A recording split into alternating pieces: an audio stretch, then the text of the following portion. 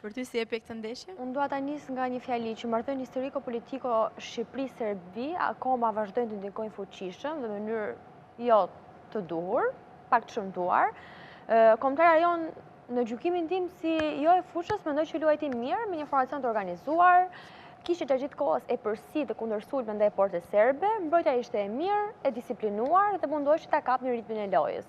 Ndryshe serbët ishin vinin pak më ndryshe, donin të ishin më shumë protagonist, donin të dominonin, të ishin pak më possedues ndaj topit, por harronin që duhet të jepnin mundësi konkrete për ta realizuar lojën. Vjen çudi nga serbët sepse ata kanë lojtarë të klubeve europian nga më të mirët nëpër botë dhe akoma stononin në lojë.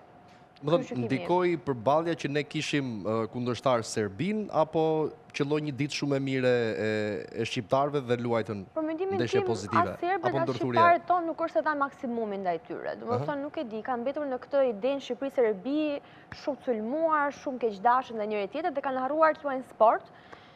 Se ditë, nëse do flas dy fjalë për Mane, mu duk shumë anti-shqiptar mënyrën si e bëri penalltin. Anti-shqiptar?